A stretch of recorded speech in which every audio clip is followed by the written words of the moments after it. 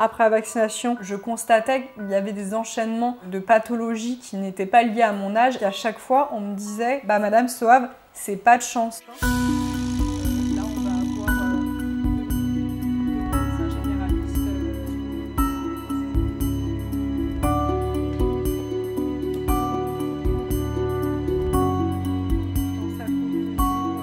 On m'expliquera que mes veines profondes sont en incontinence totale, donc je vais enchaîner les opérations en anesthésie générale. Et par la suite, ces pathologies se sont multipliées puisque les médecins ont constaté une pyélonéphrite, elle a une péricardite, une myocardite, elle n'a plus de règles depuis 9 mois. Elle a des problèmes cognitifs. Je n'ai jamais eu un dossier avec autant de polypathologies. J'ai 32 ans. Normalement, c'est à partir de là où on commence réellement tous ces projets en fait en tant qu'adulte. Et pour moi, là, il y a tout qui s'arrête.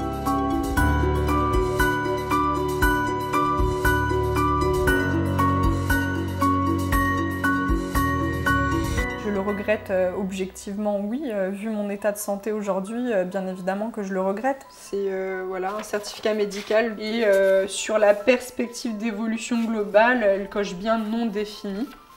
Quand il y a eu tout un tas de spots publicitaires nous indiquant qu'il était mieux pour les personnes âgées et les personnes à risque que l'on soit nous-mêmes vaccinés, j'y suis allée un peu réticente comme tout le monde, je pense, mais volontaire. Donc la première dose courant mai 2021 s'est relativement bien passée. Et à la seconde injection, donc le 12 juillet, ça n'a pas été la même chose. J'ai eu un goût métallique dans la bouche et j'ai eu une cascade de sensations de fatigue intense, de fièvre.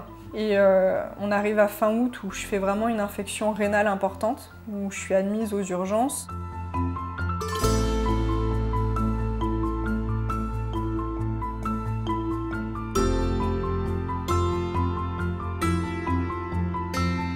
J'ai eu des points de suture de partout et donc l'impossibilité de me laver. C'était soit mon ami qui venait à mon domicile pour m'aider ou c'était les infirmiers qui me faisaient des toilettes. Mais ça a été 2 mois et demi, quasiment 3 mois d'humiliation, on va dire, pour une personne qui était vraiment totalement indépendante et qui n'avait besoin de personne auparavant. C'est tout juste pas possible, quoi. Elle ne peut plus vivre seule, elle ne travaille plus pour l'instant. Il y a à la fois des préjudices moraux, des préjudices fonctionnels qui font qu'aujourd'hui sa vie n'est plus normale.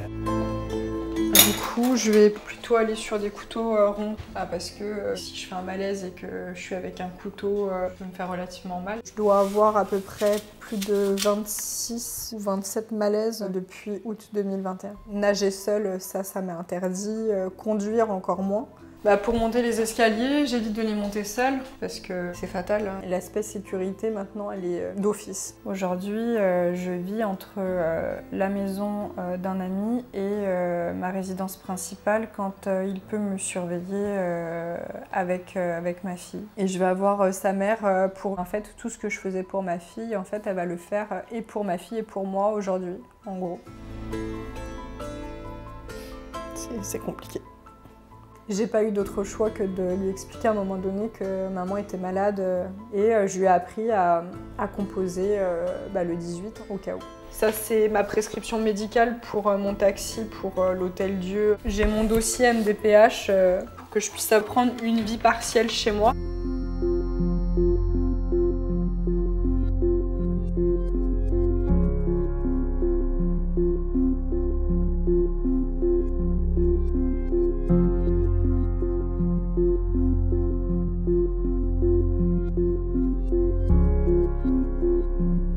Ce que je reproche au gouvernement, c'est qu'il n'y a pas eu une liste établie et claire quand il y a eu la vaccination sur les risques potentiels. Le 1er mars, encore une fois, quand on m'apprend que ma polypathologie est liée à la vaccination de la Covid-19, on va m'expliquer que les rappels étaient trop rapprochés et donc là, on peut parler d'un surdosage.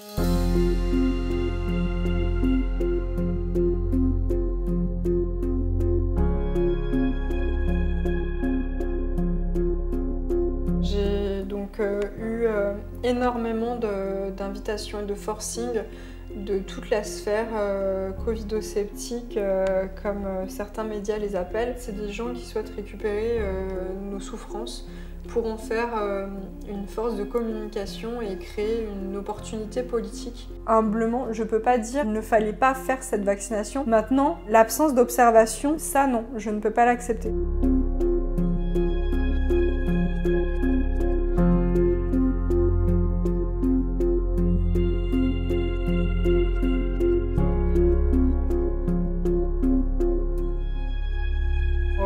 Entre tous les réseaux, je dois être entre 30 à 40 messages par jour. Moi, ce que je cherche à faire, c'est créer un flux d'informations pour sensibiliser et les personnels soignants, qui ne sont pas forcément sensibilisés, et aussi les personnes concernées, c'est-à-dire nous, receveurs de ce vaccin.